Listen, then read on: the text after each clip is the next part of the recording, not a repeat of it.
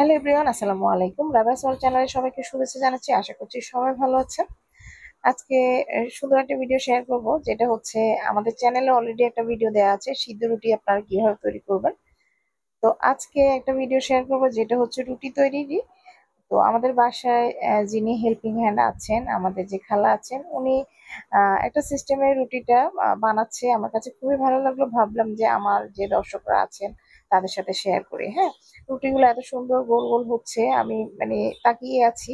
আর রুটিগুলো এত সুন্দর ফুলছে যে এখানে রুটিটা সম্পূর্ণ আটা না, এখানে আটা এবং হচ্ছে আমাদের যে চালের গুঁড়ি আছে সেগুলো মিক্স করে দুইটা সমান সমান ভাবে মিক্স করে আটাটা করা হয়েছে। হ্যাঁ, তো আটা তৈরি করা আপনারা অনেকেই জানেন। যদি না জেনে থাকেন বা যদি কেউ জানতে চান অবশ্যই কমেন্টস করবেন, আমি অন্য একটা ভিডিও দিয়ে দিব। হ্যাঁ, এই যে দেখেন রুটিগুলো এত সুন্দরভাবে ফুলছে, মানে আটাটা খুব সুন্দর করে করা হয়েছে, যার কারণে হচ্ছে রুটিগুলো সুন্দরভাবে ফুলে যাচ্ছে, দুইটা লেয়ার হয়ে যাচ্ছে। আপনারা দেখে হয়তো বুঝতে পারছেন। তো রুটিটা এটার চেয়েও কিন্তু আরো অনেক সুন্দর ভাবে গোল হয়। তো আমি দেখিয়ে দিব উনি কিভাবে রুটিগুলো তৈরি করেন। আমার কাছে খুব ভালো লাগছে, ভাবছি যে আপনাদের সাথে আমি শেয়ার করি। প্রথমে উনি যে কাজটি করেন, আটাগুলোকে উনি খুব ভালোভাবে মথে নিয়েছেন, নেওয়ার পরে গোল গোল করে বল করে রেখেছেন এবং দুই হাত দিয়ে এতটা সুন্দর করে প্রতিটা রুটি আমি দেখলাম খুবই ধৈর্য সহকারে উনি যেটা করছেন। এই যে দেখেন, এইভাবে উনি হাত দিয়ে গোল করে নিচ্ছেন।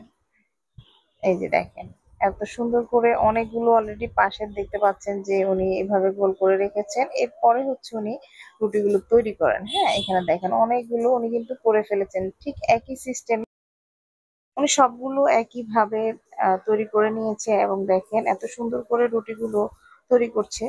আহ আমার কাছে এই জিনিসটা যেটা মনে হয়েছে যে উনি হচ্ছে যেহেতু এটা তৈরি করছে হচ্ছে চালের গুঁড়ো এবং ময়দা অথবা আটার মিশ্রণে তৈরি রুটি। তো সেক্ষেত্রে যদি আমরা একটু হাত দিয়ে চেপে নিই, সেক্ষেত্রে হচ্ছে রুটির যে পাশটা আছে এটা ফেটে যায় না। অনেক সময় দেখা যায় ঠান্ডা যখন হয়ে যায় আমরা গোল গোল করে রেখে দিই, এবং ওই অবস্থা আমরা যখন রুটিটা তৈরি করি তখন হয় কি রুটির পাশটা ফেটে যাওয়ার একটা চান্স থাকে। তো সেজন্যই উনি এভাবে করে একটু হাত দিয়ে চেপে মানে পাশটাকে একটু পাতলা করে নিয়েছে এবং তারপরে তো উনি রুটিগুলো বেলে নিয়েছেন এবং খুব সুন্দর হয়েছে সবগুলো রুটি। তো আশা করছি আপনাদের ভিডিওটা খুবই কাজে দিবে। যদি কেউ চান যে চালের রুটিগুলো যখন তৈরি করবেন এভাবে হাতে চেপে পাশটা একটু পাতলা করে নিবেন, এই সিস্টেম আপনারা করতে পারেন। আমার কাছে বিষয়টা ভালো লাগছে, ভাবছি যে আমার যে দর্শকরা আছেন তাদের সাথে শেয়ার করি। চালের রুটির ক্ষেত্রে বিশেষ করে এই জিনিসটা খুবই কাজে দেয়, যেটা আমার কাছে মনে হলো। তো আশা করছি ভিডিওটা ভালো লাগবে, অবশ্যই বাসায় একবার হলো ট্রাই করে দেখবেন। যদি ভালো লাগে লাইক কমেন্ট শেয়ার করে পাশে থাকবেন। আজকে এখানে বিদায় নিচ্ছি। আল্লাহ।